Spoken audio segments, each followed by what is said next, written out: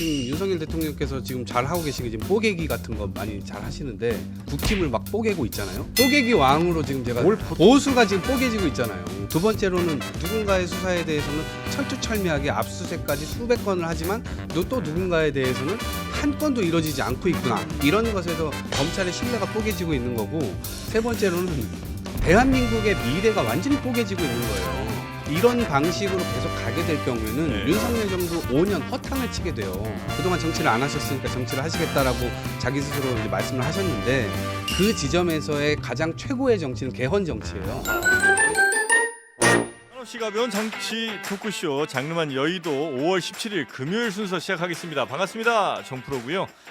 요즘 정치권에 아주 흥미로운 뉴스들이 굉장히 많죠. 특히 어제 국회의장 경선 관련해서는 다양한 분석 기사들도 나오고 있는데, 오늘 저희 그 분야 전문가분들을 좀 모시고 국회의장 선거만 연구하신 세 분 모시고 어쩌다 그런 결과가 나온 건지 아주 재밌게 분석을 해드리도록 하고요. 또 주말에 개혁신당 전당대회가 있을 텐데 이준석 대표 모시고 또 전당대회 이야기, 또 광주에 아마 엊그제 갔었는데 일일이 또 묘역을 참배하고 온 그 이야기 등등 해서 정치권 현안 이야기도 함께 좀 여쭤보도록 하겠습니다. 자, 그럼 5월 17일 장르만 여의도 함께 해주실 분들 먼저 소개해드리고 시작하도록 하죠.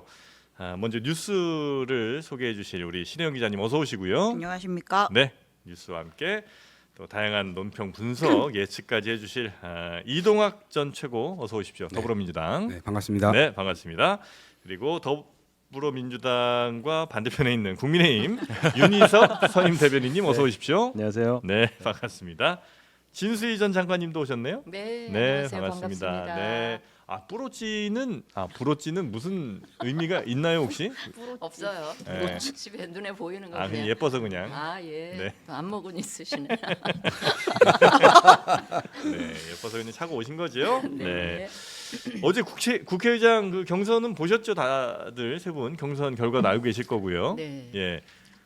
일단 감정이 어떤 감정부터입니까? 많이 저 놀라셨어요? 굉장히 놀랬고요. 예. 그러면서 그런 느낌이 들었어요. 이재명 대표 체제 이후에 네. 일어난 일 중에서 가장 유쾌한 반란? 유쾌한 반란이다. 조금 더 점수를 주자면 좀 신선한 반란? 신선한 반란이다. 네, 그런 느낌이 들었습니다. 네. 네. 당내 분위기는 어떻습니까? 딱 이런 반응이에요. 딱 이런 반응이에요. 말이 못. 마린 못. 아니, 제 생각을 물어볼 줄 알았는데 당내 분위기를 갑자기 물어보셔가지고. 네. 예. 근데 저는 잘 된 것 같아요. 예, 아, 전반적으로는 어쨌든 우리가 이제 정권 교체까지 이제 앞으로 3년이 남아 있고, 네. 뭐 3년 뭐 이내에 혹시 오늘 뭐 개헌 얘기도 할 테지만 개헌이 될 경우에 또 달라질 수도 있지만 어쨌든 그 과정까지는 대선 주자들을 잘 키워내는 역할, 네. 그다음에 지금 현재 나와 있는 대선 주자를 잘 지켜내는 네. 그런 역할로 볼 때 이재명 대표 체제에서는 좀 더 강성이 강화되는 측면보다는 조금 더 완화적으로 보이고 다양한 인물군이 저 사람 옆에 서 있구나라고 하는 것을 보여줌으로써 훨씬 더 이 좋은 역할을 할 수 있을 좀더 것이라고 보고요. 희석되는 게 좋다. 네, 그리고 국회는 네. 어쨌든 계속해서 강대강 대치가 이어질 때 결국 국회가 적절한 결정을 해줘야 되는 네. 상황이기도 하고, 그 과정에서의 관리도 굉장히 중요한데 그 지점에서의 적절한 역할을 해주실 것으로 저는 판단을 하고 있습니다. 그렇습니다. 제가 짧게 한 말씀만 네네. 우리 윤 대변인 하세요. 하시기 전에 전 그 여당 입장에서는 조금 안도하는, 뭐 하시는 거 지켜봐야겠지만 뭐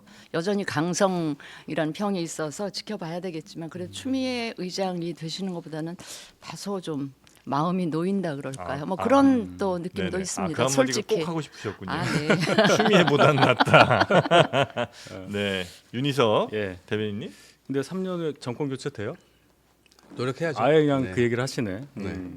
글쎄요, 연장이 되겠죠. 자, 제가 볼 때는 추미애 의장이 오는 게 당에서 이런 얘기는 있어요. 차라리 추미애 당선인이 의장이 되는 게 우리한테 좋다. 대비가 되니까. 보수의 어머니라는 말도 있잖아요. 네. 이제 보수의 할머니까지 되자, 뭐 이런 얘기까지 있었는데 네. 뭐 그건 뭐 해석인 거고. 네. 제가 볼 때는 박찬대 의원 큰일 났다 이 생각이 딱 들었어요. 박찬대 큰일 났다. 네. 네. 어제 사진도 그대로 나오더라고요. 이렇게 당황한. 박찬대, 이재명, 추미애 이렇게 세 분 네. 앉아가지고 뭐 수락 연설을 듣고 있는 뭐 추미애 네. 뭐 당선인 뭐 이렇게 아, 나왔는데 표정 관리 잘 안 되시는 것 같은데. 박찬대 의원 표정 보고 확실히 알았어요. 아 이거는 네. 이재명 대표가 이렇게 박찬대 원내대표 통해서 작업을 한 게 하는 거지. 잘못된 게 맞구나.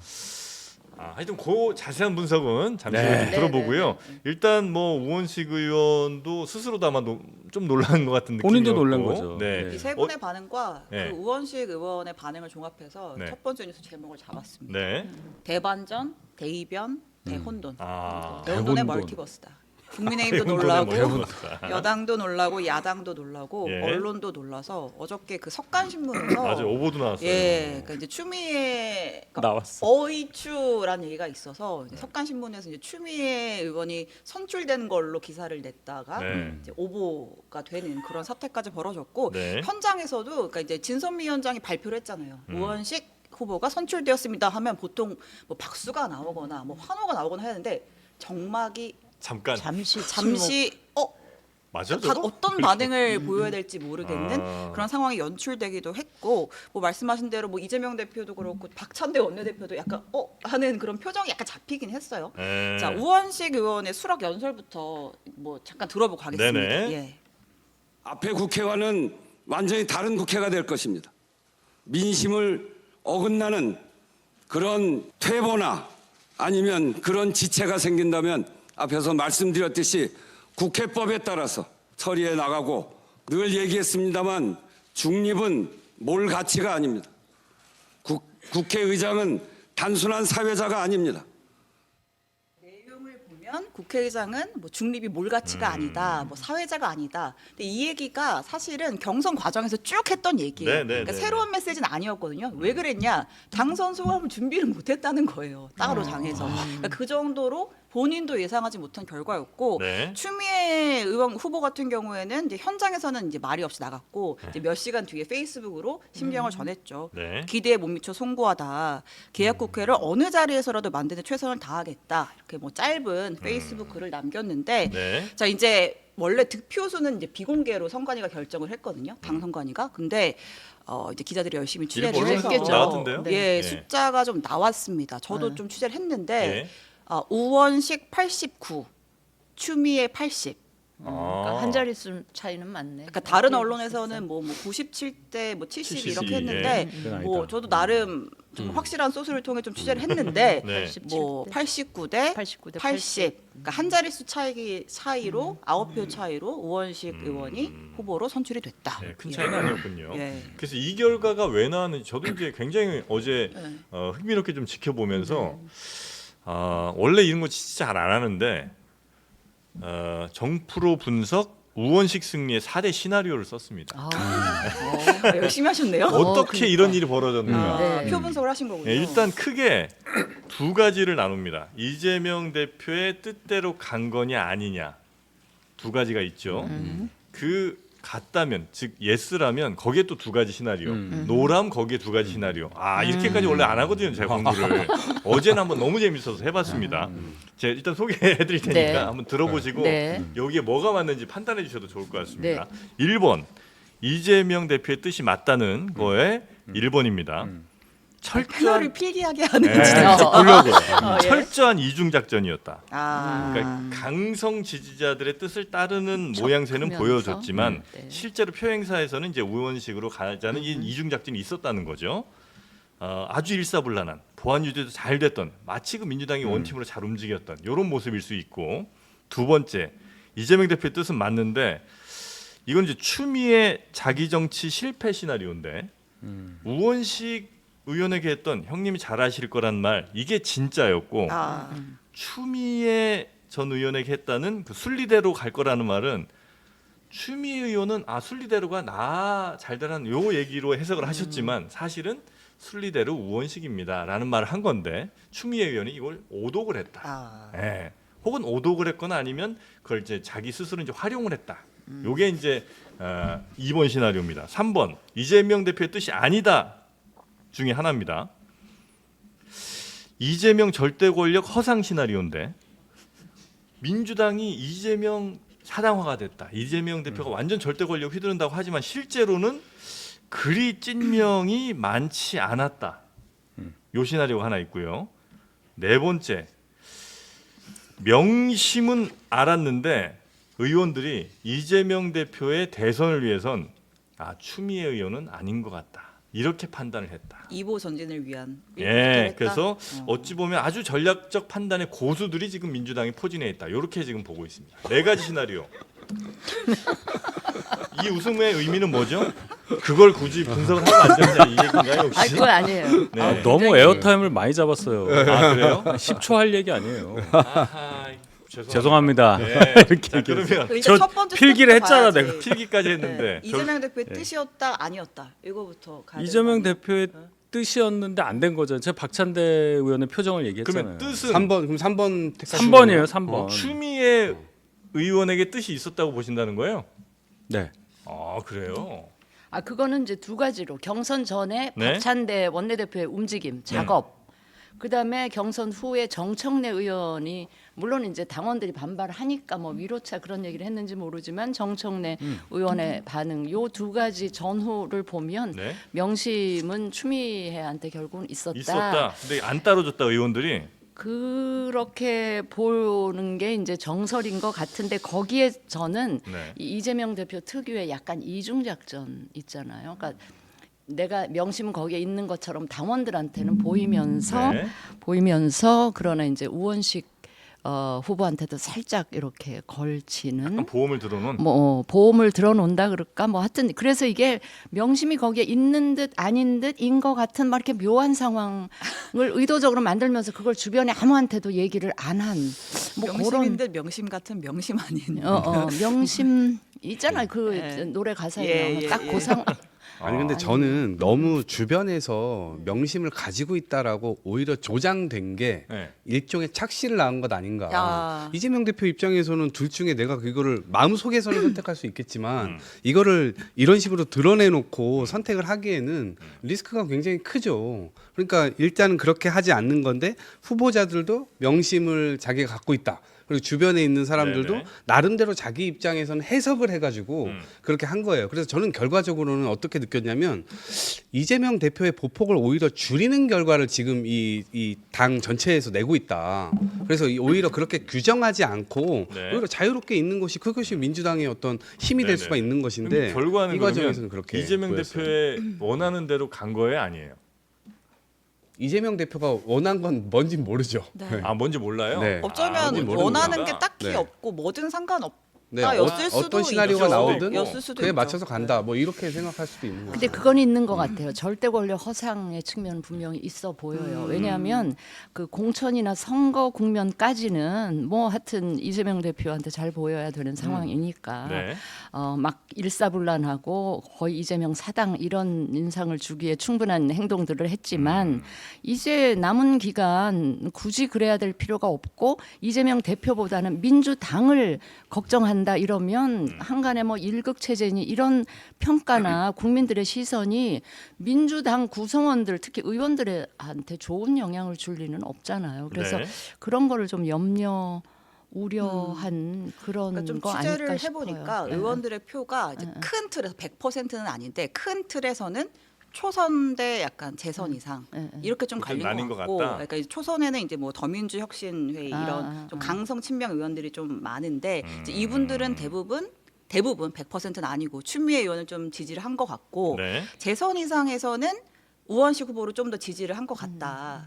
근데 이제 재선에서는 두 가지 요인이 있었다는 거예요. 그러니까 이제 어쨌든 박찬대 원내대표가 나서서 교통 정리를 했는데 그거에 대한 반감이 조금 거부감. 오히려 역풍이 좀 불었다라는 것과 그러니까 추미애 의원 개인에 대한 반감, 그러니까 의원으로서 동료 의원으로서 약간의 반감이 있었다. 그래서 그 원래 그 선출하기 전에 비공개로 정견 발표를 했잖아요. 그때 추미애 후보가 사과를 했대요. 그러니까 과거 내가 보였던 여러 가지 행보들에 대해서 뭐 노무현 전 대통령 탄핵 찬성했던 거라든지 뭐 노동법 날치기라든지 이런 것들은 내가 동료 의원들께 사과한다라고까지 했지만 그 재선 의원들의 마음을 돌리기는 쉽지 않았다. 네. 뭐 이런 분석들이 나오고 있습니다. 추미애 의원이 호감도가 이렇게 썩 높은 정치인은 네, 네, 네, 아니었어요. 네, 네. 민주당 내에서. 네. 네. 근데 저는 반감 추미애 의원에 대한 반감 때문에 우원식 의원으로 선택 뭐 약간의 요소는 있었겠죠. 그런데 우원식 의원의 개인적 매력도도 저는 분명히 영향을 끼쳤다고 봐요. 그분하고 같이 일을 해보신 분들은 을지로위원회를 만들고 그것을 통해서 결국 을에 대한 어떤 약자성 이것에 정치가 가서 복무해야 된다라고 하는 신념을 가지고 있고 그거를 한 분 한 분 만나서 설득을 해가지고 이거를 당의 주요한 아주 이 조직으로 만들어서 그것을 민주당의 성과로 막 알리게 되고 네. 이러한 일들을 지금까지 주도해 오셨잖아요. 그 과정에서의 진심 이런 것들을 적어도 재선 이상급들에서는 같이 활동을 하면서 의정 활동을 하면서 그런 것들을 보면서 우원식이라고 하는 사람의 매력 네. 아, 이 사람이 일을 이런 식으로 풀어가는구나. 그리고 목소리를 낼 때는 확실하게 내는구나. 이런 것들에 대해서 분명하게 판단 있었다고 생각합니다. 그 제가 볼 때는 그 이재명 대표가 이 국회의장 후보 선출 과정에 깊숙이 개입한 것 자체가 굉장히 전략적이 못했다고 봐요. 다른 자리도 아니고 이게 무슨 원내대표 선거도 아니고 4명이 나왔다가 2명을 주저앉히고 1명은 또 단일화한다고 하면서 공증까지 받고 이런 과정이 어떻게 비쳤겠느냐가 하나가 있고 결과가 이렇게 극명하게 나뉘니까 이재명 대표 뭐 권력 기반이 공고하네 안 하네 이런 얘기까지 나오잖아요. 네. 그러니까 이럴 필요가 없는 일에 개입한 게 거기서부터 패착이다? 잘못됐다 그렇게 생각을 하고 민주당 초선이 71명이고 전체 의석수가 171개잖아요. 네. 말씀하신 대로 기자님 말씀하신 대로 초선의 대부분이 추미애 당선인을 뽑았고 뭐 재선 이상급 우원식 당선자를 뭐라 당선자인가요? 뭐 그분을 뽑았다고 한다면 팩트 체크를 할 수는 없으나 예 그렇다고 한다면 이재명 대표 앞으로 그렇게 녹록한 상황이 아니다. 네. 이재명 대표는 앞으로 완전 을이에요. 지금까지 왕갑이었는데 이제 총선 끝났죠. 대선 남았어요. 본인이 의원들한테 이제 매달려야 하는 입장인데 과연 재선 이상급들이 안 움직인다는 게 뭘 의미하는 거냐. 여기에 대해서 깊게 생각해야 된다. 네. 예. 그럼 이제 추미애 의원은 어디로 가는가? 추미애 의원은 약간 이번 경선 결과에 따라서 조금 이제 반발심이 생길 수도 있잖아요. 그래서 강성 대여 투쟁에 선봉에 서면서 이재명 대표가 조금 각을 세울 수도 있을 것 같고 아니면 더 친명으로 이제 가서 중도 수박들 나에게 표 안 준 사람들 중도 수박 쪼개기 나갈 수도 있고. 여름이니까. 예. 아니 근데 그렇게는 하기 힘들죠. 왜냐하면 윤석열 대통령이나 국힘에서 가장 원하는 게 네. 민주당 분열 시나리오일 거예요. 네. 그 분열 시나리오에 당하면 우리가 바본 거예요. 그래서 간계를 이제부터는 조심해야 되고 네. 간계. 간계요? 네, 이간계. 네, 네, 이간계를 이간계. 조심해야 돼요. 그래서 거기에 이제 넘어가는 순간 우리가 넘어갈 수가 있는 거거든요. 그래서 지금부터는 사실 뭐 이렇게 우리 야권 내부에서의 어떤 투쟁보다는 당연히 지금 선명하게 앞에 이 거의 엉망으로 지금 이 정권을 지금 운영하고 있는 지금의 상황에 맞서 가지고 네. 우리 야당의 역할을 해야 돼요. 그래서 국회도 제자리를 찾고 정부 여당이 제대로 못 하고 있는 것을 제대로 견제하고 이런 역할들을 하기 네네네. 위해서 거기에 전 힘을 쏟으실 거라고 좋은데 생각합니다. 제가 볼 때는 추미애 당선자가 전당대회 나갈 수도 있어요. 당 대표로. 네. 네. 충분히 그렇게 뭐 튈 수 그럴 있는 수도 가능성이 있습니다. 있어요. 네네네. 아 근데 그 적극적인 지지층이라고 하는 뭐 이른바 개딸 그 강성 지지층들이 어제 움직임을 좀 보니까 일부입니다만 난 이제 이 놈들 진짜 못 믿겠다 이러면서 이제 나 차라리 조국 혁신당 간다는 분들도 계시는 것 같고. 탈당 신청서 낸 네, 분들이 그다음에 꽤 있다. 우리 지역구의 이 의원들은 확실히 추미애를 지지한 게 맞는지 색출 작업한다는 색출. 분들도 계세요. 네. 그래서 이 정도로 불만이 만약에 쌓인 게 이게 이제 한 하루 이틀 뭐 사나흘 지나면서 다 해소되면 괜찮은데 만약 그게 아니면 이 갈등들이 또 점차 불거질 수 있는 것도 아닌가 이런 이제 생각을 하시는 분들이 있는 것 같더라고요. 그거를 이제 약간 무마하거나 좀 그거를 좀 캄다운 시키기 위해서 정청래 최고위원도 오늘 발언을 하더라고요. 네. 당원들의 마음을 다 이렇게 헤아리지 예. 못해서 미안하다. 페이스북에 이런 글을 얘기까지. 올렸죠. 네. 네. 화면 나가나요? 네, 화면도 준비되어 네, 있습니다. 오, 예, 야, 말씀. 철두철미하네요. 예, 네. 예. 어떤 내용입니까? 네. 상처받은 당원과 네. 지지자분들에게 미안합니다. 위로합니다. 그럼에도 불구하고 이재명 대표를 중심으로 똘똘 뭉쳐야 합니다. 아니, 저 말은 저러면- 하면 안 되는 말이에요. 아니 저러면 우원식 국회의장 되실 확률이 원래 지금 90%가 넘어 반대했잖아요. 있는. 반대했고 자 우원식 보세요. 저 의장은 뭐가 되는 거야? 첫 문장이 당원이 주인인 정당 아직도 갈 길이 멀다. 그러니까 아직 민주당은 당원이 주인인 정당이 아니다라는 얘기잖아요. 그 얘기는 이 결과가 어제 선거 결과가 당원 뜻과 안 맞다. 이게 뭡니까 그럼 국회의원들이 당원 뜻에 안 맞는다. 그 수박이 많다 이 얘기예요. 그러니까 그 이래서 지난번 이제- 공천 때 수박은 다 없지 않았나요? 아직도 있어요? 아니 근데 수박이란 단어 자체가 일단 그 당에서 한 말이니까. 그것도 네. 수박을 수박이라고 그건 참여라고 할 수는 없잖아. 일부 사람들이 이제 쓰고 네네. 있는 것이고 예, 네. 그 부분에 대해서는 동의하지 않는 사람들도 꽤 있으니까. 네네. 그런데 어쨌거나 지금 당원이 이제 뭐 분노할 땐 같이 분노해야 된다 이러한 생각을 가지고 계신 분들이에요. 그러니까 저는 사실 여기에 크게 동의하지는 않습니다. 왜냐하면 이번 선거는 이를테면 서울 선거였어요.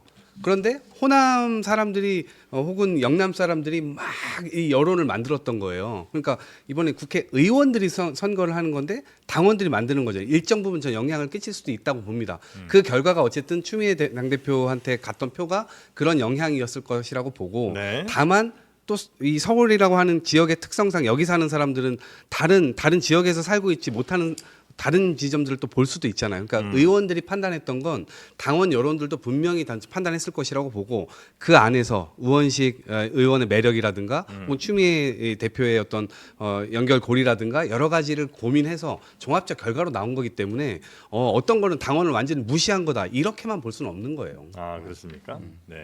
뭐 이런 가운데 또 김경수 전 지사가 일시 귀국을 좀 했죠. 예, 네. 김경주 전 지사가 그 사면된 이후에 영국에서 지금 유학 생활을 하고 있었는데 이제 내일 모레 노무현 전 대통령 이제 15주기 행사에 추도식에 참석을 하기 위해서 이제 귀국을 했는데 지금 이제 친문의 구심점이 없는 상황에서 이제 김경주 지사의 귀국이 맞물리면서 네. 좀 공교롭게도 김 전 지사가 좀 구심점이 돼야 되는 거 아니냐라는 목소리와 함께 일각에서는 또 복권도 시켜줘야 된다. 지금 2028년까지 피선거권이 제한되어 있잖아요. 네. 그럼 이제 지방선거 대선 다 못 나오는데 좀 이제 풀어줘야 된다. 그러니까 우리 당이 너무 이재명 1극으로만 가서는 안 된다. 뭐 이런 목소리가 일각에서 네. 나오기 시작하는 것 같습니다. 근데 풀어줘야 되는 주체는 자신들이 아니잖아요. 그러니까 풀어주라라는 거죠.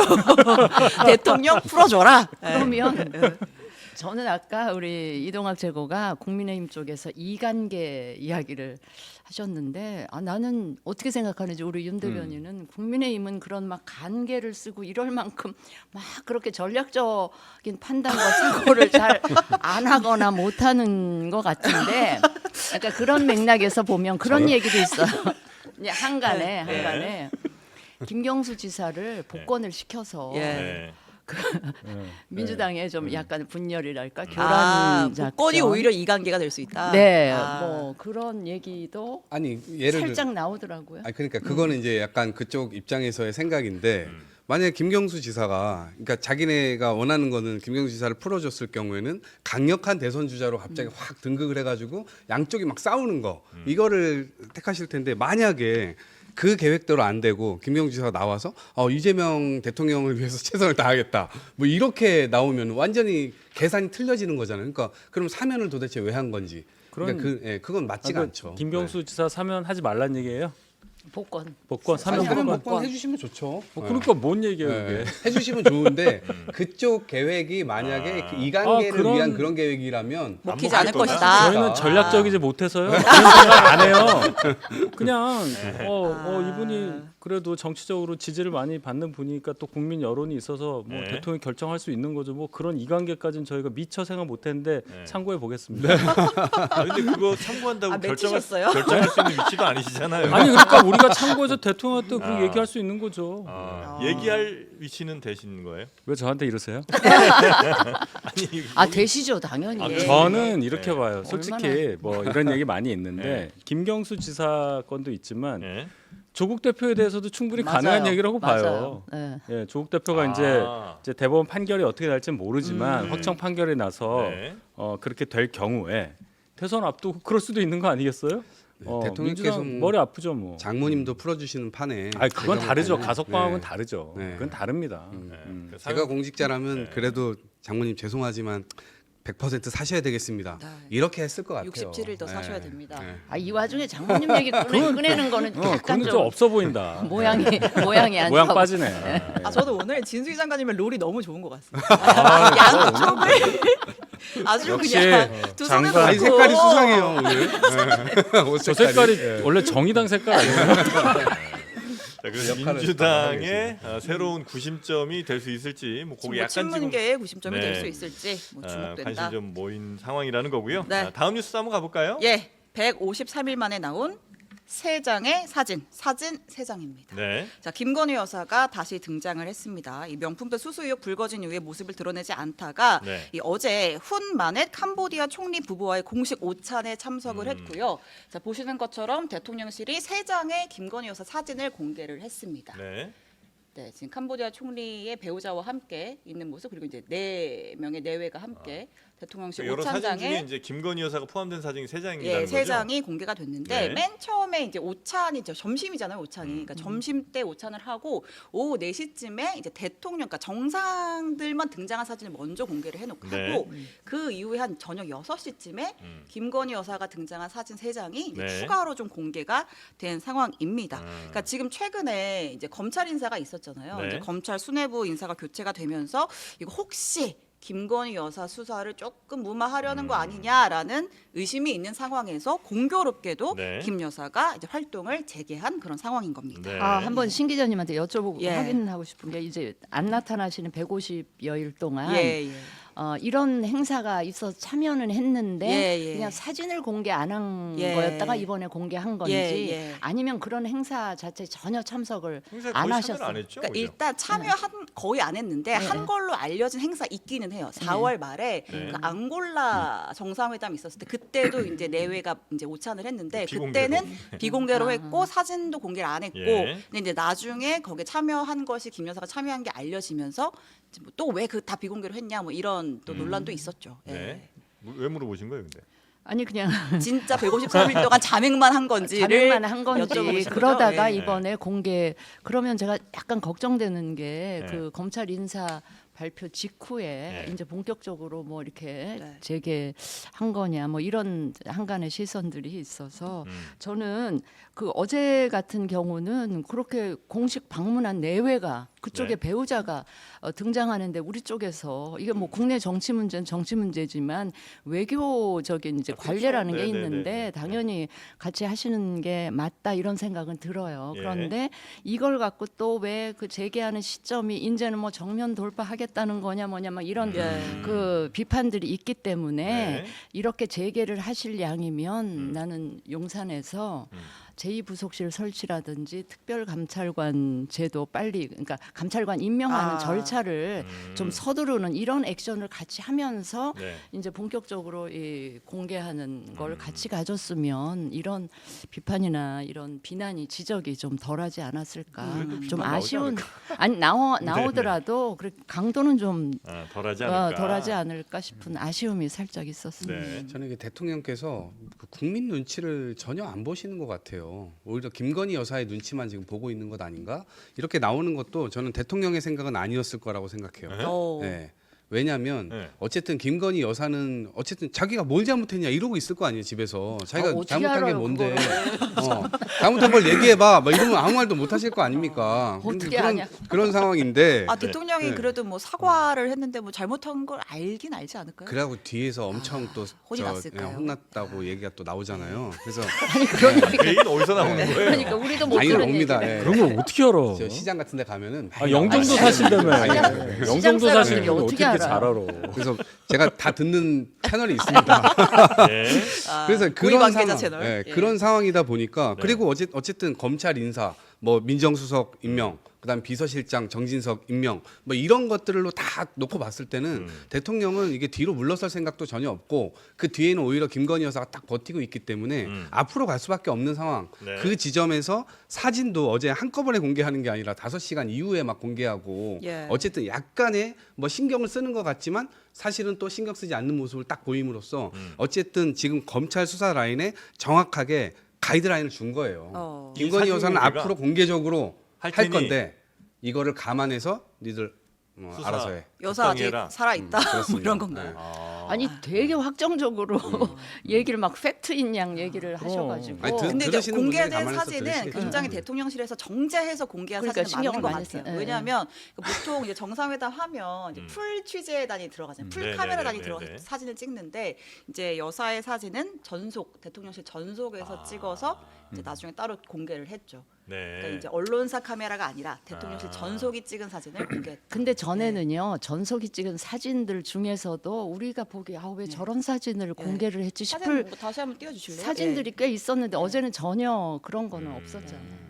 전에는 좀 이렇게 약간 화보 사진 같은 게 굉장히 좀 많았죠. 그리고 마치 주인공이 예, 여사 예, 예. 아니야? 막 이런 느낌을 줄 그런 사진들도 있었는데 이건 굉장히 신경 쓰고 정제해서 공개를 한 건데 우리 이동학 최고가 너무 확정적으로 막 이야기를 하시는 게 그렇게 믿고 싶은 마음이 이렇게 아니 뭐 근데 저는 딱 하나 아쉬운 건 사진을 네. 보면서 아까 이게 내외가 나와 있는 사진은 그렇지 네, 않은데 네. 이제 예. 여사랑 예. 이제 캄보디아 그 짠모니 여사랑 예, 이제 예. 투샷으로 나온 사진에 아, 아, 짠모니 여사는 정면샷이 없어요.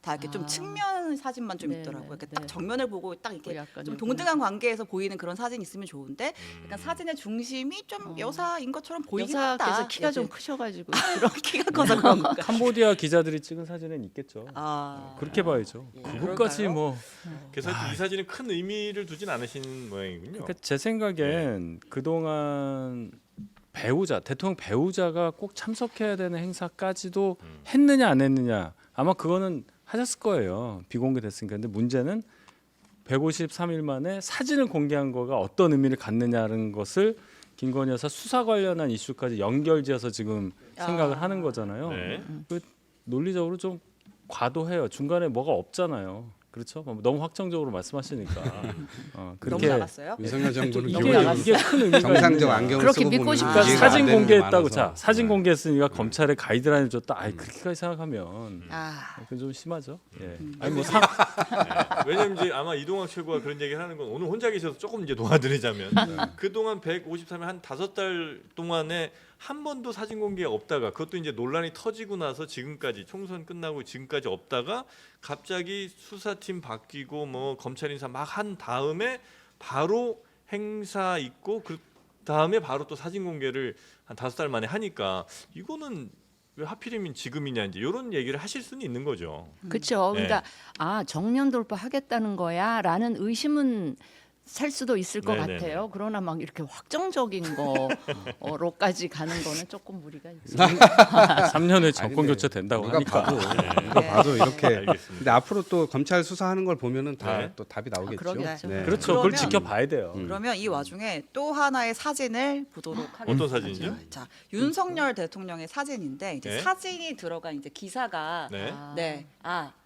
네, 좀 논란이 된 건데 네. 이제 경향신문에서 아래 지난 기사 7일 나왔던 일면 기사였는데 여기서 이제 윤석열 대통령 얼굴이 네. 위아래가 조금 잘려 있는 그런 이제 사진이 일면에 나간 거예요. 네. 자, 그리고 나서 9일 뒤에 경향신문에서 이렇게 기사를 냈습니다. 네. 대통령 대외협력 비서관실로부터 전화가 왔다.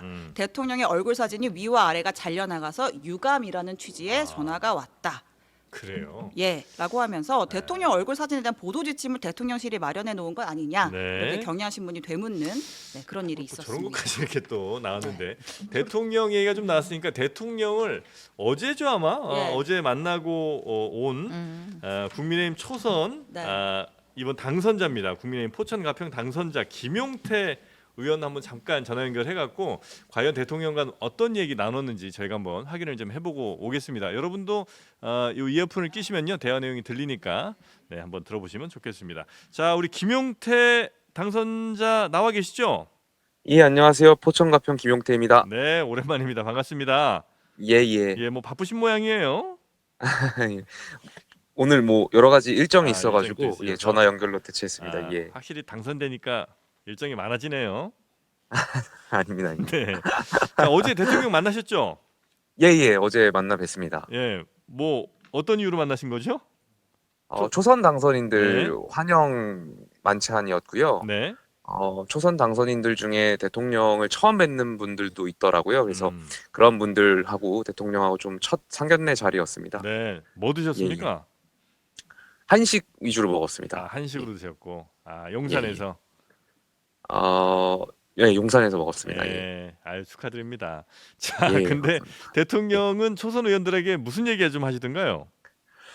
여러 가지 말씀하셨는데 소통 강화하겠다라는 말씀 많이 하셨어요. 소통 강화. 예, 국회의원분들 국민하고 이제 소통하시겠다 말씀하셨고 예. 그 국회의원들하고의 만남도 늘려가겠다 이런 말씀하셨고 당선인들 같은 경우에는 이제 정책 이야기 많이 주로 했어요. 네. 그래서 뭐 반도체 정책 이야기 하셨던 분도 있고 뭐 부동산 정책, 뭐 공공임대 정책에 대해서 선거 운동 과정에서 이제 본인들이 공약했었던 정책들 거기서 이제 뭐 피드백 있었던 내용들 대통령한테 말씀드렸던 분들도 있고 잘 들으시다가 대통령께서도 이제 그런 좋은 정책들 있으면 따로 자료 좀 달라고 하시더라고요. 네. 예, 혹시 예. 그 총선 결과에 대해서도 얘기를 좀 하셨습니까? 아무래도 예, 총선이 민의에 대해서 예. 잘 받아들여야 된다는 말씀도 있었고 네. 또 나아가서 낙선자 이야기들 좀 많이 했어요. 그러니까 저희가 결국에 낙선자가 많았잖아요. 예. 이런 낙선자들의 목까지 당선인 분들께서 더 노력해달라는 말씀했었고 다음번에는 이제 많은 국민들의 선택을 받을 수 있도록 같이 함께 노력하자 이런 취지의 말씀이 있었습니다. 혹시 선택받지 못한 이유에 대해서는 뭐라고 하시던가요, 대통령? 뭐 그 이유에 대해서는 따로 말씀 따로 말씀 안 하셨고. 저희가 나눈 예예 드리진 아니면 않았고 초선 예. 의원들이 어떤 패기와 기계로 네. 이번 총선 결과 이렇게 나온 거 대통령 책임 크지 않습니까? 뭐 이런 얘기는 혹시 안 하셨나요? 처음 대통령 보는 자리라. 당선인들이 예. 예, 많은데 예, 예. 아무래도 그런 얘기까지 하긴 조금 부담스러우셨겠군요. 네. 그럼 표정 부담이라기보다는 네, 네. 그래도 첫 만남 자리에서 예. 그러니까 아무래도 지난 선거 과정에서 소회들 좀 말씀하셨던 자리 아닌가 또 선거 과정에서 네. 들었던 말씀들 유권자들한테 네. 당연히 정부 평가에 대한 이야기 또 잘 못하는 점 잘하는 점 이제 여러 이야기를 들었을 거 아니겠습니까? 네, 그래서 네, 네. 그런 내용들 또 대통령한테 각 지역별로 또 그런 이야기를 다를 거고 체감하는 부분이 네, 네, 네. 그런 부분을 대통령께 잘 전달했던 것 같습니다. 어떻게 대통령의 현실 인식 혹은 뭐 민심 파악은 잘 되고 있다고 판단하세요? 우리 김용태 당선인께서는? 뭐 기자회견에서도 말씀하셨듯이 네. 이번 총선에 대한 패배의 원인은 국정평가라고 말씀하신 바가 대통령께서 있으시잖아요. 그래서 네. 그러한 그 연장선에서 여러 가지 이야기를 좀 주고받았습니다. 아, 그렇습니까? 예, 예. 그 뉴스를 보니까 국회에서 여당 협상력을 높이기 위해서 대통령이 가진 권한, 제2요구권, 즉 거부권을 적극 활용하라 이런 취지 발언을 했다고 하던데 요거 맞습니까? 그러니까 저는 그 말을 어떻게 이해했냐면 예. 제가 공교롭게도 이번 주에 대통령을 2번 만찬을 했었습니다. 어. 그래가지고 그 월요일 날은 비대위 지도부 오찬이었고요. 네. 이제 어제는 당선인 만찬이었지 네, 네, 않습니까? 네. 그래서 지도부 만찬 할 때는 네. 협상에 대한 야당과 협치에 대한 말씀도 많이 하셨거든요. 특히 추경호 원내대표가 기재부총리로 계시면서 야당과 예산 협상 같은 걸 많이 하셨잖아요. 네. 그래서 그러한 어떤 경험을 가지고 원내대표로서의 역할도 많이 기대하신다는 말씀하셨고, 근데 어제 같은 경우는 지도부가 아니고 이제 초선 당선인들 모임이다 보니까 여소야대 상황에서 우리가 야당과 협상이 잘 안 됐을 때 네. 그렇다면 또 야당이 그런 힘으로 밀어붙이려고 하는 법안들에 대해서 우리가 어떻게 할 수 있을 것인가에 대한 그런 논의들이 있었고 그러다 보면 헌법상 우리의 가치 그리고 국정 기조를 지키기 위한 대통령으로서의 권한 같은 것들을 좀 여당이 많이 요청하면 적극적으로 활용하겠다 그런 취지였습니다. 그 취지가 그 취지 아닙니까? 그러니까 협상 당연히 야당하고 협치하고 협상하는 것 존중하는데 그게 그렇게 우선이지만 돼야 되는 우선이지만 야당이 힘으로 밀어붙일 때가 있지 않습니까? 저희가 그럴 여소야대 때는? 상황이고 야당이 거야가 192석이기 때문에 네. 물리적으로 협상이 저희가 안 될 때가 있지 않습니까? 네, 네, 또 네. 여당이 뭔가 줘야 야당도 하나씩 양보해야 되는데 가치가 첨예하게 대립하는 법안 같은 경우는 네. 솔직히 여야가 주고받을 수 있는 상황이 없고 저희가 또 소수 국회에서는 의석수가 부족하고 네, 네, 그러다 네, 보면 또 야당이 힘으로 밀어붙일 그런 결과치들이 있을 텐데 네. 그럴 때는 또 거부권도 활용할 수 있고. 의견들 많이 달라 이런 말씀 그런 예, 취지였습니다. 그러면 이번 국회에서는 거부권이 지난 국회보다 더 많이 나올 가능성도 왜냐면 이제 야당은 계속해서 또 강공 모드로 나오는 것 같아서 그러면 예, 예. 지난번보다 더 많은 거부권이 막 남발될 수도 있겠네요. 그렇게 되지 않도록 여야가 하나씩 양보해야 되겠죠. 물론 지금 상황들이 그렇게 녹록치만은 않아요. 그래서 21대 국회보다는 더 나아야 된다는 것이 많은 국민들의 기대치가 있는 것이고 네. 22대 뭐 여야 당선인들 모두가 여기에 대해서는 잘 고민하고 또 협상을 이끌 수 있도록 대화의 장으로 나와야 된다고 생각합니다. 네. 우리 김용태 의원님 거의 지금 대화 분위기는 육선이랑 지금 얘기하고 있는 것 같습니다. 아니 왜 이렇게 되셨어요? 어떤 거 말씀이십니까? 아니 어떤 거? 전에는 시원시원하게 얘기 잘해주셨는데 이제 너무 좀 몸살이시는 거 아닙니까? 몸을 사리는 게 아니고 또 예. 지도부에 제가 또 합류를 하게 됐고 지도부니까 어깨가 너무 예, 무거우시구나. 메시지 같은 거 하나하나가 물론 이제 제 사견을 많이 말씀드리지만 아. 그래도 이게 자칫 지도부의 입장으로 또 해석될 수도 있는 부분이 네, 있으니까 네, 네. 발언을 더 신중할 수밖에 없을 것 같습니다. 알겠습니다. 신중한 우리 김용태 의원님 그럼 끝으로 조금 있다가 이제 저 이준석 대표 나오거든요. 개혁신당. 예, 예. 또 과거 한때 같이 활동도 하시고 했었으니까 지금 예. 현재 개혁신당 이준석 대표한테는 어떤 이야기 해주고 싶으신 게 혹시 있을까요? 엊그제 광주에서도 굉장히 의미 있는 일을 하고 오셨던 것 같아요. 그래서 네. 계속해서 국민들께 그렇게 감동 있는 정치를 선보여 주셨으면 좋겠다. 거기에 네, 대해서 네, 네. 국민의 기대도 높은 걸로 알고 있고 음. 같이 국민의힘과 잘 경쟁했으면 좋겠다는 말씀 드리고 싶습니다. 네. 저 40분에 무조건 이제 가셔야 된다고. 뒤에 일정이 또 뭐 있으신 모양이에요. 예, 예. 일정이 아니 너무- 원래 처음에는 섭외하실 때 그 11시 10분부터 12시 제가 원하는 시간 막 하라고 하시던 그럼요. 근데 이제 또 말씀을 40분까지 가야 된다고 말씀하시니까 조금 제작진분들께서는 아쉬워하시는 부분이 예, 전 너무 아쉽습니다. 예, 예. 네, 그러나 하여튼 일정이 매우 바빠지시니까 지금 현재 상황은 네, 예, 우리 예. 김용태 거기 그 이동학 전 최고도 나와 계시죠? 이동학 이제 완전히 신세가 많이 달라졌죠. 형편 이동학 전 최고 예, 예. 보고 싶습니다. 이동학 최고 보고 싶대요. 보고 싶단 말을 방송에서 해도 되나요? 이동학 최고는 기분이 많이 상한 것 같습니다. 아니야. 아니 저는 조만간 완전 맛있는 순해지셨네요. 식사 제가 예. 모시겠습니다. 순한 양이 예, 되셨네, 김용태 최고위원. 네, 알겠습니다. 다음에 한번 같이 식사하자고 하시니까요. 네, 물론 예, 이제 예. 다음에 또 감사합니다. 네, 또 뵙겠습니다. 고맙습니다. 네, 김용태 당선인과 이야기를 좀 나눠봤고요. 어떻습니까, 우리 이동학 최고? 예전엔 같이 여기 앉아서 옆자리에서 참 서러운 얘기도 많이 나누고 그랬었는데 이제는 너무 달라졌습니다. 예전에는 그래도 화난 고양이 정도는 됐었던 것 같은데 네. 지금은 완전 순한 양이 돼버렸네. 순한 양. 네. 확실히 이게 배지의 힘이 무섭습니다. 네, 그것도 그렇고 네. 대통령님과 밥 두 번 먹더니 이렇게 상황이 확. 예. 그래서 저는 지금 이 이제 뭐 초선 의원 간담회 대통령께서 밥 먹고 뭐 2시간 동안 뭐 이렇게 간담회 하는 것도 그렇고 네. 전반적으로는 이 표 단속을 하고 계시구나. 네, 거부권을 행사했을 경우 국회로 그 표가 올 경우에 네. 결국에는 여당에서 몇 표가 이탈할 거냐 네. 이거를 지금 단속하고 계시구나 명확하게.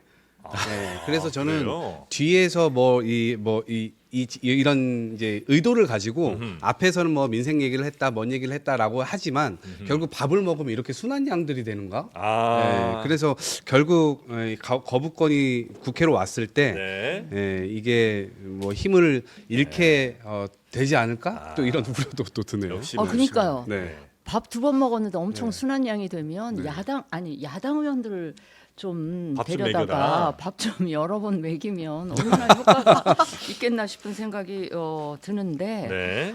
저는 이제 어제 이런 말 했다 그랬잖아요. 초선 의원 상대로 예산 편성권, 제2요구권을 좀 활용을 하면 거대 야당의 폭력적인 의회 운영과 관련해서 좀 이렇게 방어를 하라. 근데 지난번 며칠 전에 왜 지도부 비대위원들 불러서 식사 한번 한 적이 있잖아요. 네네. 그 자리에서도 당의 얘기를 많이 듣겠다라고 하시면서 당에서 뭐 특검이라든지 이 거부권 행사 이런 것과 관련해서 당의 입장이나 의견을 많이 듣겠다 이런 얘기를 하셨단 말이에요. 그러니까 당연히 그 두 모임에서 대통령 워딩을 보면 이동학 최고위원처럼 네. 생각을 하게끔 저는 되어 있거든요. 그러니까 이런 말씀을 그때 하셨어도 흘러나오지 않거나 아니면 이런 말씀은 아예 안 하셔도 여당 의원들은 대통령의 의중이 뭔지를 다 이렇게 알잖아요. 네. 근데 굳이 이런 얘기를 하셔가지고 이게 기사화까지 예. 되게 만들 이유가 있겠는가 싶어서 그 점이 되게 안타깝고 제가 만약에 이제 김용태 의원이랑 혹시 통화가 됐었다면 제가 꼭 하고 싶었던 네네. 말씀이 있는데 그게 뭐냐면 지금 당에 왜 그 천목회인가요? 예. 낙선자들 모임인데 제가 당내 그런 개혁 그 소장 개혁파의 그룹이 부재하고 목소리가 실종돼서 나는 보수 진영 이렇게 그 굉장히 어려운 길을 걷고 있다라고 생각하기 때문에 그 네. 모임이 등장한 거가 굉장히 반가웠어요. 반가웠는데 거기 현역 의원들이 너무 참여가 적어서 예.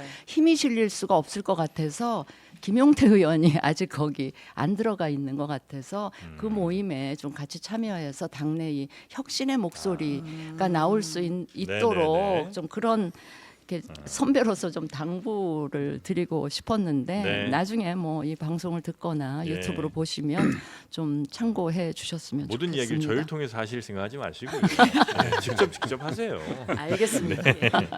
자, 하여튼 그렇게 개혁적인 목소리가 당내에서도 많이 좀 활발하게 오갔으면 좋겠다는 네. 우리 진수희 전 장관의 말씀이 있었고요. 자, 그리고 개헌 관련된 뉴스도 있습니까? 네. 개헌 열차를 타라. 얼마 전에 T 익스프레스 얘기가 나와가지고 그냥 그래서? 제가 이번에는 네. T 열차가 아니라 개헌 열차를 타라는 취지의 네. 기자회견이 있었습니다.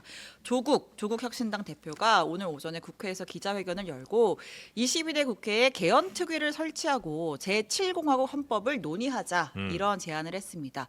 그러면서 개헌에 포함할 내용으로 부마 민주항쟁, 5.18 민주화운동, 60 민주항쟁 내용을 헌법 전문에 수록을 하고 자 그다음 요게 좀 중요한 것 같아요. 네. 대통령 5년 단임제를 4년 중임제로 변경하자. 네. 그리고 이제 검찰 개혁의 일환으로 검사의 영장 신청권을 삭제하자 이런 내용을 담아서 우리가 개헌을 하자. 그리고 개헌의 시기는 26년에 뭐 6.3 지방선거 전에 할지 아니면 지방선거를 함께 할지 이런 것들을 우리 개헌특위 만들어서 본격적으로 논의해보자 이렇게 이야기를 했습니다. 네, 뭐 개헌의 필요성에 대해서는 뭐 이미 많은 분들이 이야기를 하긴 했었는데 여기에 어떤 내용들을 넣나를 봤더니 방금 말씀하신 뭐 4년 중임제라든지 예. 또 뭐 수도는 법률로 정한다 이런 조항도 뭐 만들자 이런 얘기도 아마 포함이 좀 된 것 같네요. 네. 네, 이 개헌 카드를 꺼낸 거 요거는 뭐 예상은 충분히 좀 됐었던 얘기죠. 그렇죠. 네. 조국 대표가 계속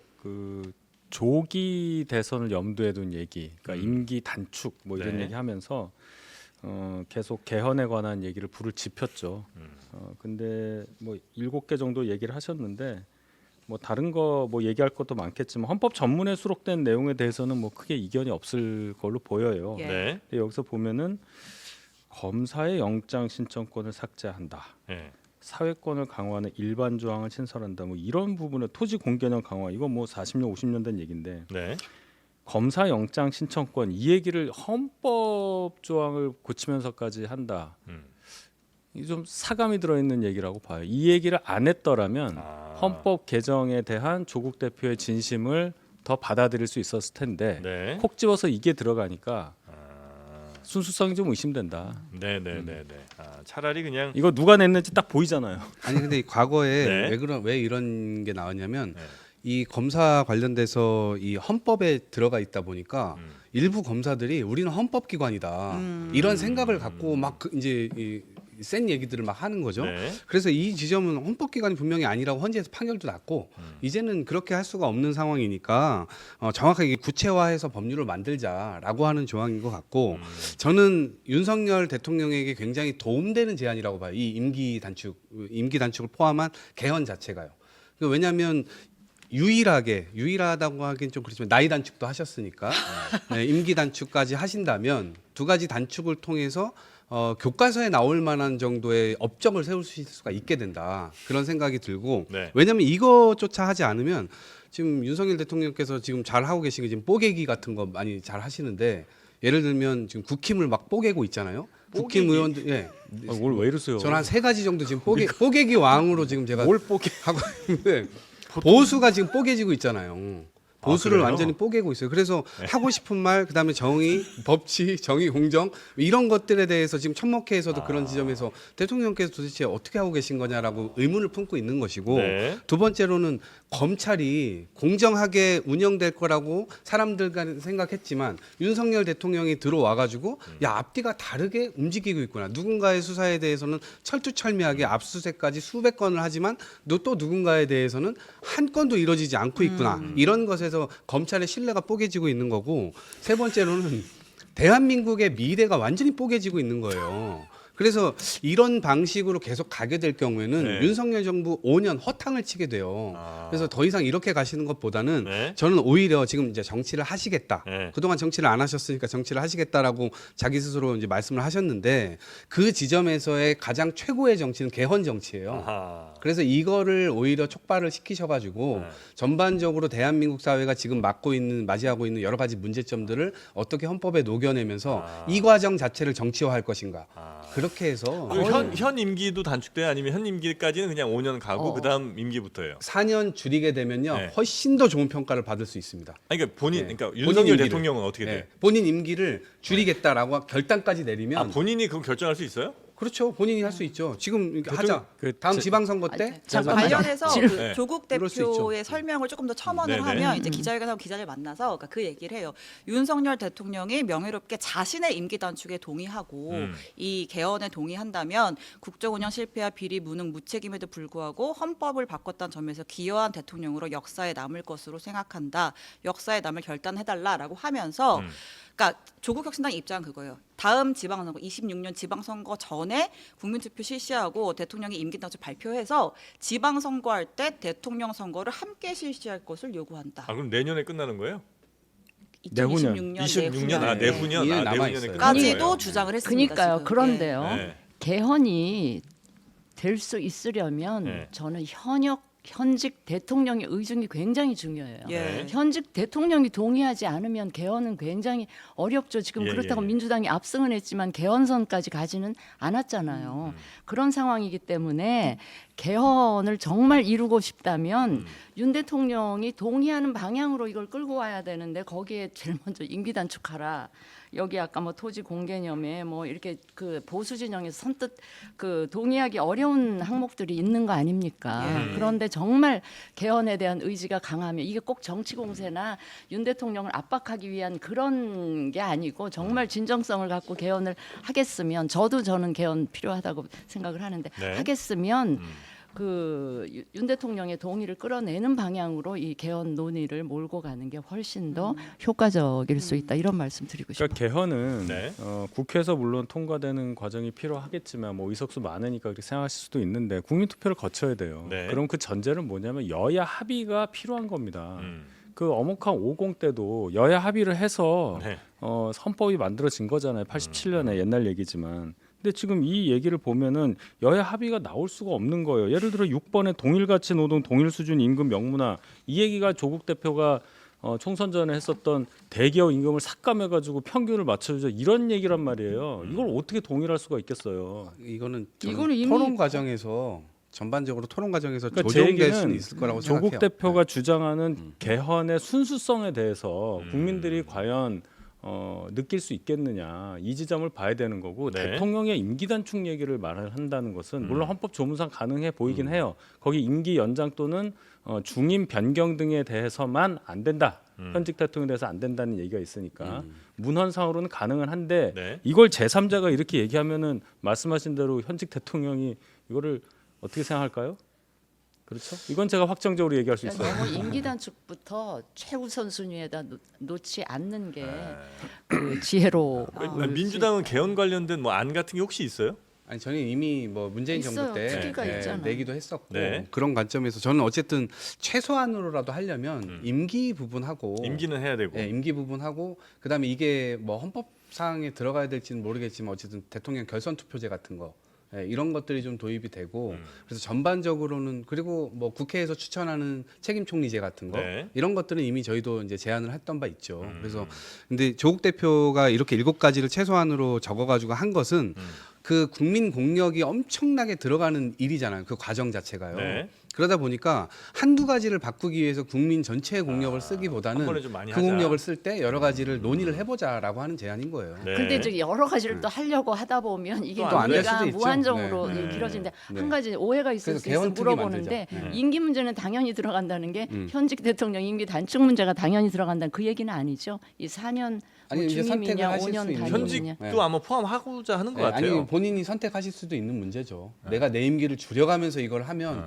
훨씬 더 역사에 등극하는데 도움이 될 그거는 것이고. 이제 민주당 생각이고 만약에 대통령은 대통령이 그렇게 생각 안 내 할 수도 임기까지는 있죠. 하고 다음부터라도 그것도 뭐 할 수 할 있죠. 수도 그럼 있는 뭐 거고. 차 예, 떼고 다 포떼고 임기 단축 떼고 뭐 다른 뭐 얘기 다 떼고 그러면 4년 중임제에 대해서는 뭐 지금 그거는 정치권에서 컨센서스가 만들어져 있는 거 아닌가요? 약간 그 아니, 제대로 이원 토의를 한 적이 시점제도 없죠. 있고, 예, 예. 여러 얘기가 있어요. 네. 자, 권력 구조 지금 임기 얘기만 하는데요.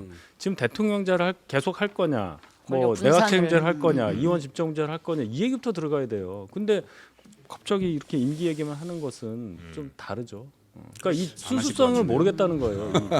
아니 대통령 임기 네. 줄이는 게 좀 쉽지 않잖아요. 네네. 그럼 만약에 어쨌든 이제 우리나라 뭐 지선, 총선, 뭐 대선 이렇게 이제 큰 선거가 3개 있으니까 지선이랑 대통령 선거 이제 맞추자는 것 같은데 말고 대통령 임기 끝나는 쯤 해서 국회의원들 임기를 줄여서 그거랑 맞추면 어떻게 돼요? 그건 더 불가능해. 300명이 절대 절대밖에 안 국민들은 동의를 할 수. 아, 아, 그거는 그래. 아, 대선하고 그거 좋네. 총선을 맞추자는 거죠. 대선하고 예, 총선을 예, 맞추자. 예. 근데 그러면 이거 지선하고는 맞출 수 왜 있어요. 이 얘기를 드리냐면 미국처럼 되는데 그러니까 그럼. 대통령의 임기 줄이자는 게 참 대통령 설득이 안 되니까 잘 못한다는 얘기를 하시잖아요. 그러니까 바꾸자는 쪽에서는 그럼 이제 자 좋다 그럼 국회의원들이 우리가 그러면 1년을 더 땡겨서 저 임기를 우리가 한번 줄여볼 테니까 한번 받아주시오 하면 이거는 안 받기가 어렵잖아요. 왜냐하면 자기 희생이 포함된 제안이기 때문에. 그러니까 27년 3월 총선이 되는 거네. 그렇죠. 저는 너무 좋아요. 좋으시죠? 대변인님만 좋을 수가 있겠습니까? 아 여기 있는 분들은 다 찬성이야. 아니 현역들은 그러겠네. 아니 현 처음으로 합의가 여야 합의. 개헌하자. 개헌하자. 개헌하자. 네. 네. 너무 그래서 웃기네. 개헌 얘기는 쉽지가 않네요 또. 아. 네. 하여튼 현역 의원들이 절대건 또 동의할 리가 없죠. 그건 조국 혁신당도 반대할 것 같은데요. 아유 그러니까 그러면 대통령 임기 줄이라면 또 대통령이 잘 안 해. 그래도 한 사람 임기 줄이는 게 더 간단한가요? 300명 임기. 그렇죠. 예. 네. 결단하시고 그만큼의 평가를 또 받게 되신다 네. 이런 말씀이죠. 알겠습니다. 자 그리고 끝으로 요 의대 증원 문제만 좀 볼까요? 예, 우리 이거 진희전 뭐 장관님도 짧게 계신데. 다루도록 네. 하겠습니다. 의대 증원 결국 그대로 간다입니다. 자, 어제였죠. 재판부가 그러니까 의대생, 뭐 교수 등이 보건복지부 교육부 장관을 상대로 난 의대 증원 배분 집행정지 신청에 대해서 각하와 기각 결정을 내렸습니다. 그러니까 결과적으로 이제 증원할 수 있는 법적 근거가 마련이 된 거예요. 내년도 의대 입시에서 최대 1,509명을 늘리는 정부 의대 증원 정책이 사실상 확정이 된 것이고 어제 바로 한덕수 국무총리가 조속히 추진하겠다라는 입장을 밝혔습니다. 네, 의대 증원은 법원에서 뭐 결정이 어떻게 날까가 좀 많은 분들이 좀 기다리셨던 것 같은데 굉장히 빨리 잘 나온 것 같고요. 빨리 하여튼 시기가 네, 굉장히 네, 빨리 나온 네. 것 같고 결정이 좀 됐어요. 그래서 여기에 대해서 이제 의료계에서는 굉장한 반발이 아마 또 뭐 있는 재항고하겠다 입장 바로 밝혔습니다. 있는데 요건 어떻게 가야 된다고 보십니까? 먼저 굉장히 힘드네요. 이게 정부가 네. 이제 증언할 수 있는 힘은 받았다고 볼 수가 있는데 네. 이 지금 현재 그 현장에서의 의정 갈등은 계속 장기화될 것 같아서 굉장히 걱정스러운데 네. 저는 정부에다만 맡겨두질 말고 여당에서 네. 여당에 뭐 안철수 의원도 계시고 거기 그 전문성 가지고 의료계와 네트워크가 좀 있으신 네. 의원들 위주로 뭐 특별위원회든 뭔가 TF든 꾸려가지고 그 중재 조정 역할이랄까 좀 의료계하고의 대화를 네. 이게 정부에다만 맡겨놓으니까 이미 양쪽의 신뢰가 서로 없어져가지고 네네네. 접점을 뭔가 못 중재를 찾는 할 건. 누군가 필요하다. 예. 그래서 그걸 당이 좀 나서서 좀 당에서 그런 만약에 진 전 장관님께 이렇게 부탁을 좀 드리면 수락하실 부탁을 거죠? 하시면 제가 안 할 도리는 없는데 부탁을 뭐 안 할 것 같은 생각이 들어. 저는 이 정부와 여당의 그 네트워크에 저는 완전히 빠져 있기 때문에 그래요? 네 그런 것 좀 같아요. 섭섭하시다. 아유, 왜 그러세요? 아니. 네. 아닙니다. 네. 그럴 리가 있나요? 그럼 이제 뭔가 좀 중재할 수 있는 좀 별도의 기관이 좀 필요한 거 아니냐 이런 말씀 주셨고요. 맞는 말씀이라고 봐요. 지금 네. 이제 의정 간에 그러니까 정부와 의료계 간에 더 이상 대화가 지금 진척되지 않는 분위기. 그리고 의료계에서는 뭐 아예 콕 집어서 뭐 무슨 차관이라든지 네. 경질 안 하면 뭐 대화 안 하겠다 이렇게까지 나오 있기 때문에 중간에 그런 중재자가 당연히 필요한 상황이다. 네네네. 저는 이게 지금 전공의들도 돌아오지 않겠다라고 이미 마음을 다 먹었다고 얘기 나오잖아요. 예. 대통령실도 법원 판단이 나오고 난 다음에 표정이 좋을 수가 없어요. 좋지 않은 모습도 역시 이제 드러나고 있는데 왜 그러냐면 어쨌든 법의 문제가 아니었고 처음부터 정치의 문제였어요.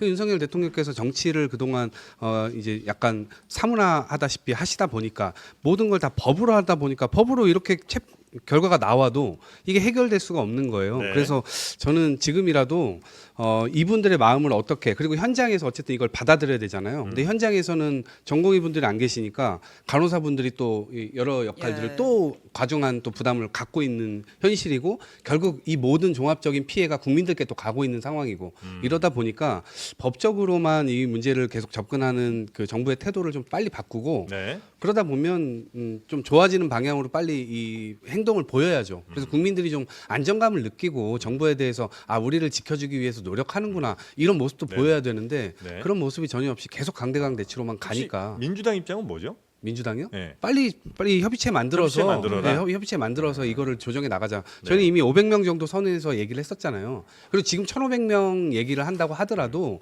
당장 예를 들면 뭐 충북대 49명인데 200명까지 늘린다. 네네. 그럼 그거 현장에서 어떻게 그 수업이 되겠습니까? 49명일 때도 수업을 제대로 못했다는데 그 현장에서의 여러 가지 형태에서의 준비될 지점들이 많은데 네. 이거 지금 몇 개월 만에 될 일이 아니잖아요. 혹시 500명은 과학적 근거는 있는 거예요? 그건 그때 이제 의료계하고 어느 네. 정도는 얘기를 했었던 의료계와 지점이어서 이제 타협된 거. 예, 문재인 정부 때는 그렇게 했었죠. 네, 알겠습니다. 자, 그러면 지금 많은 분들이 이준석 대표 언제 오냐고 댓글로 좀 남겨주신데 알겠습니다. 예, 모시고 올게요. 네. 우리는 워밍업 한 것 같아요. 에이, 아닙니다. 그렇게 생각하시면 빙빙 어떡합니까? 둘러가지고. 아닙니다. 예, 그런 건 또 댓글에도 그런 평가가 없지 않아 있습니다만 그래도 그 정도는 아닙니다. 네, 좋은 내용들 오늘 많이 말씀해 주셨고요. 예. 함께해 주신 더불어민주당 이동학 전 최고 또 국민의힘 윤희석 선임 대변인님 또 보건복지부 장관이셨죠 진수희 전 장관님 또 뉴스 잘 전해주신 신혜영 기자까지 네 분 대단히 고생하셨습니다. 고맙습니다. 네.